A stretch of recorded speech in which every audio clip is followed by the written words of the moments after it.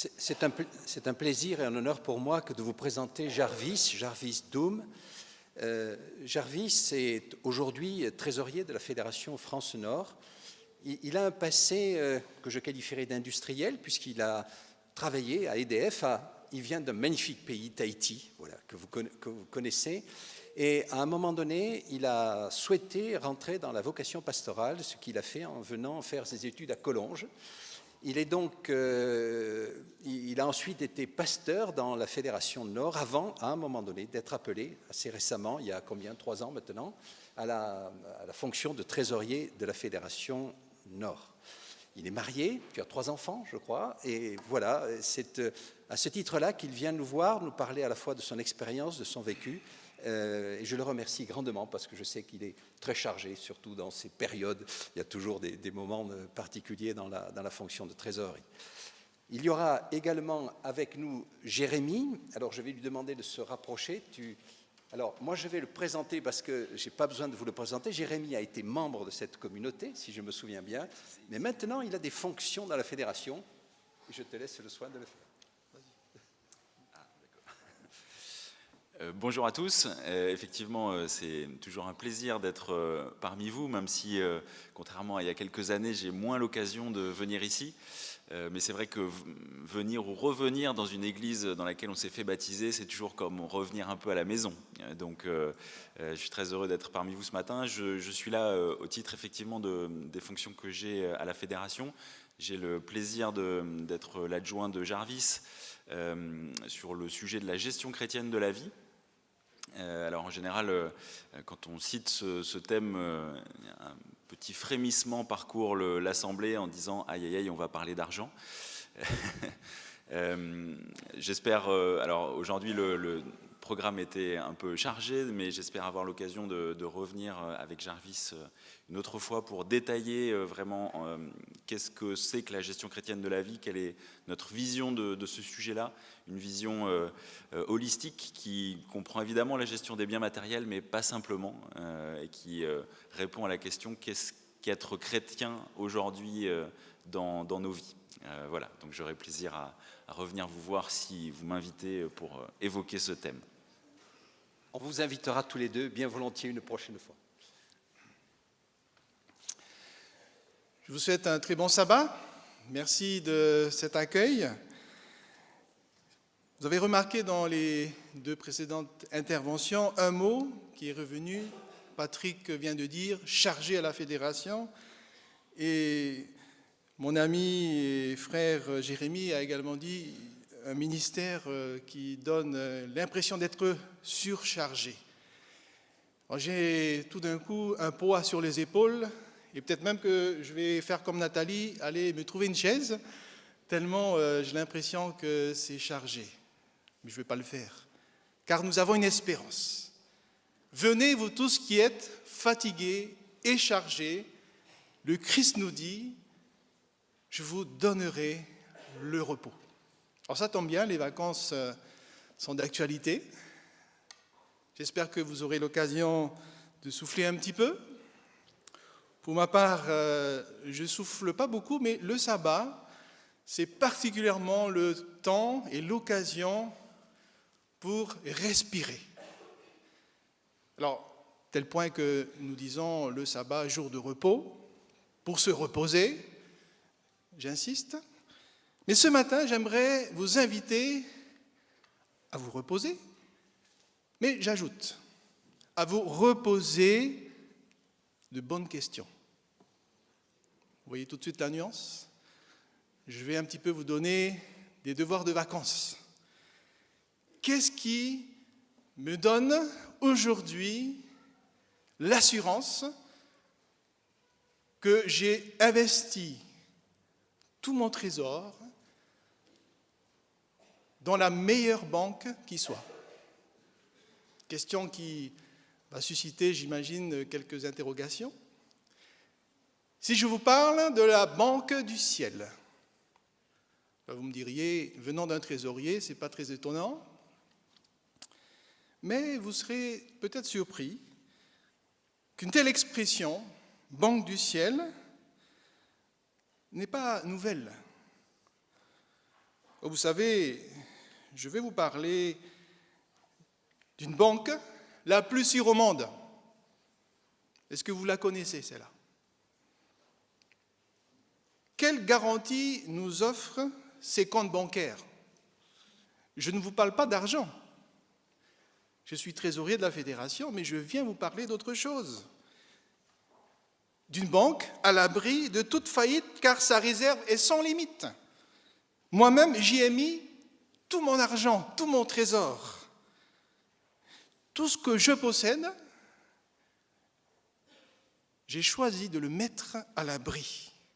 Vous savez, en arrivant de Tahiti, je n'avais pas grand-chose, même si j'étais confortablement installé dans une vie professionnelle, mais les études, les charges qui étaient devant moi ont rapidement fondu tout ce capital comme neige au soleil de Tahiti. Mais je reviens sur la banque du ciel. Ne perdons pas le fil. C'est le plus sûr des placements. Le taux d'intérêt est intéressant. Et je récupère ma mise chaque année. J'opère bien sûr mes prélèvements. Je suis jamais à découvert. Aucun problème de crédit. Et j'ai même accès jour et nuit à mon guichet, toujours ouvert. Je vois quelques regards, même des yeux qui pétillent. Je vous donnerai l'adresse de la banque tout à l'heure. Alors, incroyable, non? Une telle banque. Alors, le banquier, parfois, m'accueille avec cette question. Pourquoi vraiment on ne vous voit pas plus souvent à ce guichet? Et une deuxième question surgit quand je lui présente une demande de chèque ou de virement. Mais pourquoi me demandez-vous si peu? Car les crédits sont ouverts, les investissements sont assurés. Alors bien sûr, vous avez compris l'illustration. Mais je vous le disais en introduction, cette expression date du XIXe siècle, la Banque du ciel. Je vais vous lire un extrait de celle qui a osé exprimer notre vie spirituelle en ces termes. Voici ce qui est dit le 8 janvier 1889. « Le temps n'est-il pas encore venu où nous nous séparerons de nos biens ? Puisse Dieu vous aider, vous qui, maintenant, avez la possibilité de faire un investissement dans la banque du ciel. Nous ne demandons pas un sacrifice pénible, mais une offrande volontaire, une restitution au maître de ses propres biens qu'il nous a prêtés. Si vous aimez Dieu par-dessus toute chose et votre prochain comme vous-même, nous croyons que vous en donnerez une preuve tangible par des offrandes volontaires en faveur de nos missions. Il y a des âmes à sauver et vous devez coopérer avec le Christ au salut de ces âmes pour lesquelles il a donné sa vie. Le Seigneur vous bénira dans les bons fruits que vous porterez pour sa gloire. Puisse le même Esprit Saint qui a inspiré la Bible prendre possession de vos cœurs, vous amenant à aimer sa parole, qui est esprit et vie. Puisse-t-il vous ouvrir les yeux afin de découvrir les réalités spirituelles. La raison pour laquelle la religion est tellement rabaissée aujourd'hui est que les gens ne pratiquent plus ni l'oubli de soi, ni le sacrifice. Ellen White en est l'auteur. Et j'étais donc tout à fait à l'aise de parler d'une banque du ciel. Vous allez vous me dire, mais quel titre de message un petit peu osé, en ces temps troublés sur le plan économique au niveau mondial, sur une situation difficile en France ou ailleurs. Et j'aimerais insister sur la vision que nos pionniers adventistes avaient pour bâtir cette Église. Et j'aimerais partager mon expérience personnelle lorsque j'ai accepté cette nomination, alors que j'étais dans ma 3e affectation pastorale, j'avais fait la région parisienne, l'Alsace pour 5 années, ensuite la région centre, Orléans, Chartres. J'étais loin d'imaginer qu'un tel poste m'était réservé. En tout cas, c'est pour moi une expérience spirituelle extraordinaire. Et rapidement, j'ai été pris dans les sujets, notamment l'immobilier, les bâtiments. Et là aussi, quelques défis sont devant nous. Et d'ailleurs, en apprenant que j'allais venir à Neuilly, j'ai creusé un petit peu pour voir ce qu'il y avait derrière les murs. Je me suis aperçu qu'ici, des pionniers avaient une vision pour bâtir cette communauté. Savez-vous à quelle année ce bâtiment a été acheté? 1949. Une période que vous allez me dire, mais très très favorable. Après 1945, en 1949, on avait vraiment les idées claires. Acheter un bâtiment qui aujourd'hui se fait assurer chaque année par notre institution, j'ai peur de dire le chiffre, allons-y, je vous dis juste le premier, 6, et puis après vous rajoutez des zéros. Quelle vision avaient nos pionniers? 1800 mètres carrés à Neuilly-sur-Seine, il fallait y penser. Alors il est vrai que dans l'histoire de l'Église adventiste en France, les 30 années, les 30 glorieuses, allons dire, adventistes, ont permis un essor extraordinaire.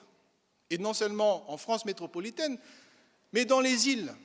Et j'en suis le plus produit, car mon grand-père, ayant été le premier président polynésien de l'Église adventiste, enseignait déjà à ses propres enfants, tous pasteurs, et moi-même, quelques générations plus tard, portant aussi cet héritage des premiers missionnaires francophones qui avaient osé, avec une telle vision, de parcourir les mers avec ce projet fou, d'investir ce qu'ils possédaient dans une vision qui dépassait toute économie, tout calcul, toute stratégie. C'était un investissement dans les trésors du ciel. Et aujourd'hui, 2016, nous voici héritiers après toutes ces années. Vous savez que la fédération se fait un petit peu vieille. Le 130 boulevard L'Hôpital est tellement usé qu'il a fallu fermer. Et depuis ces quelques semaines, nous sommes un petit peu comme quelques églises sans bâtiment fixe. Et nous voici partis pour plusieurs mois, quelques années, pour réhabiliter ces lieux. Eh bien oui, 1927 est également une autre date à inscrire dans les annales historiques de l'Église adventiste. 1927, vous avez noté, l'année prochaine, ça fera 90 ans que notre mouvement est implanté au 130 boulevard de l'Hôpital. Alors aujourd'hui, que faisons-nous d'un tel héritage qui a été investi il y a près de 100 ans, si on prend la date de l'implantation de la première fédération adventiste en France métropolitaine. 100 ans, bientôt. Quel héritage! Alors, il y a eu des intérêts depuis tout ce temps. Eh bien, les intérêts, nous pouvons les récolter aujourd'hui. Car nos pionniers avaient compris les textes de l'Évangile. J'ai beaucoup aimé ce que Nathalie a partagé avec nos enfants. Eh bien oui, la Bible regorge d'histoires magnifiques. Jésus avec la Samaritaine, où le message était bien celui que nul ne devait être laissé au bord du chemin, pas d'exception. Et cette histoire, nous la gardons dans notre cœur pour toujours. Eh bien oui, c'était là aussi, pour des questions peut-être plus matérielles, financières, ce que notre Église a gardé comme héritage.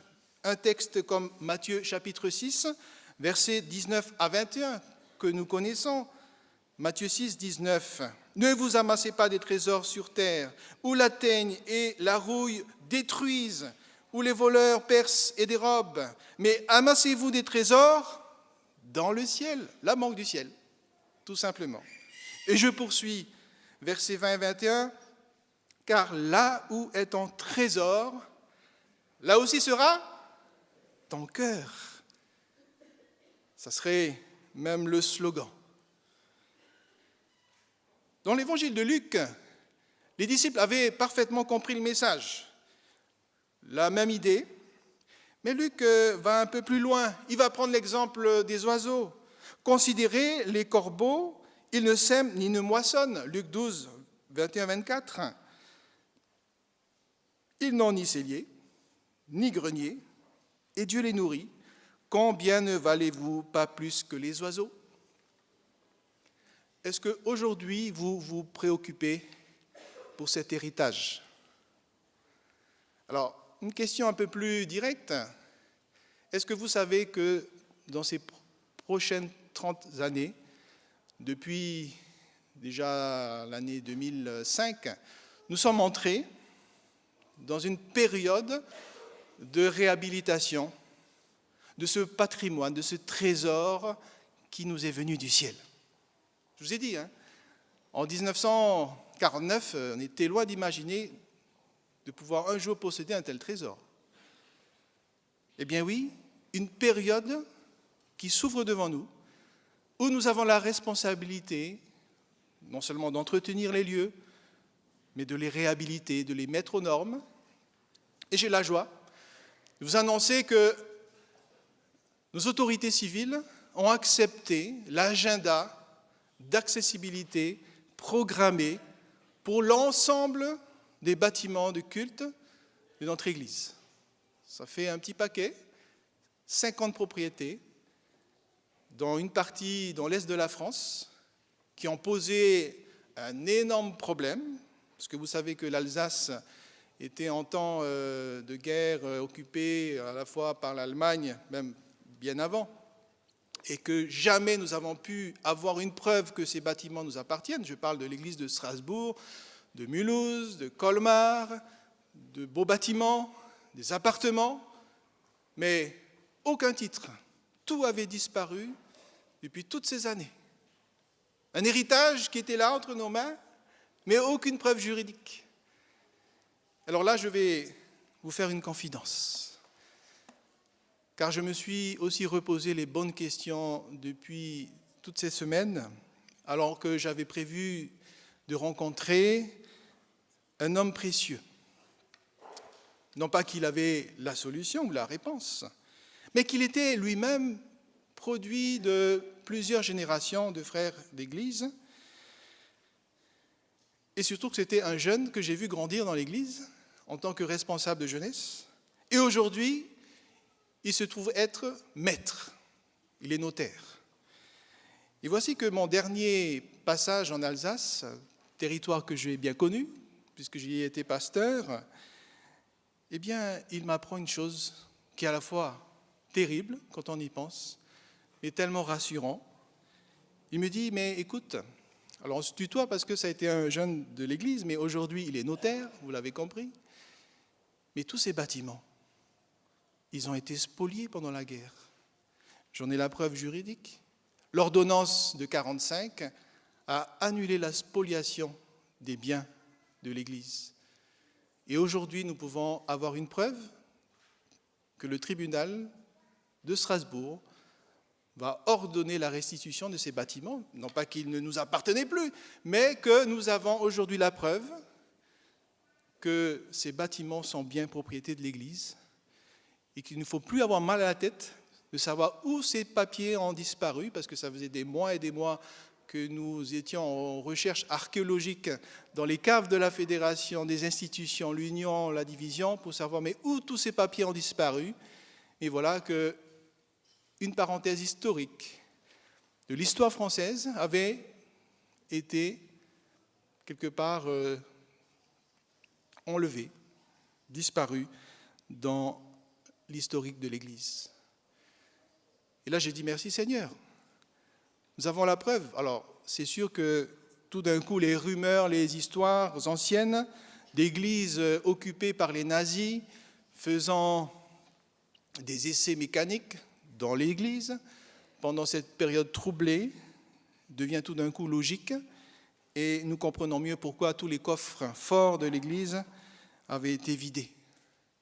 Et nous n'avions pas la preuve historique jusqu'à cette semaine. Alors voilà un des sujets qui me passionnent au sein de cette fédération, d'apprendre, et nous en apprenons tous les jours, savoir que même dans des zones d'ombre de l'histoire de l'Église ou de la vie civile, Dieu apporte toujours une réponse, car nous avons, à un moment donné, investi dans ce qu'il y avait de plus beau. C'était comme pour le peuple d'Israël. Je fais un lien historique qui n'a bien sûr plus aucun rapport, ne serait-ce que la vision spirituelle.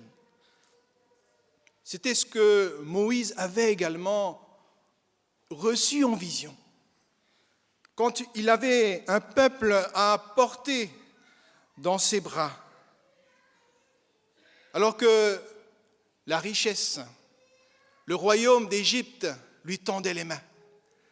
Qu'avait-il fait Moïse? Nous connaissons bien le récit. C'est également l'Épître aux Hébreux, le texte que nous avons lu au début, qui en parle. Et notez ici comment l'auteur résume en quelques mots cette vision qui a été portée par, je dirais, le patriarche, le pionnier des pionniers qui a fondé le peuple de Dieu. Hébreux 11, versets 23-26, je vous invite à m'accompagner toujours dans la lecture biblique. Hébreux 11, vous savez, c'est le chapitre par excellence pour exprimer la foi, à tel point que chaque verset est introduit par « c'est par la foi que », et ensuite un beau résumé de l'expérience d'hommes et de femmes qui étaient portés par cette vision d'investir dans des richesses spirituelles.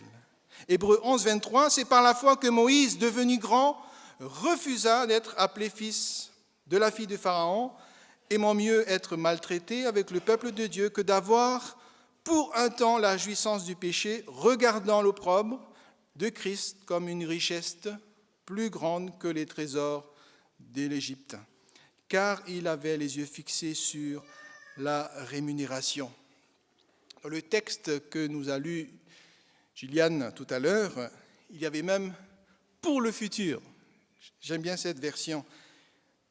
Il avait les yeux fixés sur une récompense future. Dans ma version, Nouvelle Bible Second, la rémunération. C'est bien le sujet. Si vous ai introduit mes propos par l'illustration tirée d'Ellen White, parlant de la Banque du Ciel, c'est pour être tout à fait concret aujourd'hui. Avec l'héritage que nous avons entre les mains, ou je dirais même la pierre précieuse, le diamant, cette richesse, dont nous sommes appelés à faire fructifier, à développer, bien j'invite chaque personne ce matin à y investir tout ce qu'elle possède. Et c'est le livre, la lettre aux Hébreux qui exprime pour ma part le mieux cette vision. Chaque personne est quelque part le reflet de cette pierre précieuse, une facette de ce diamant.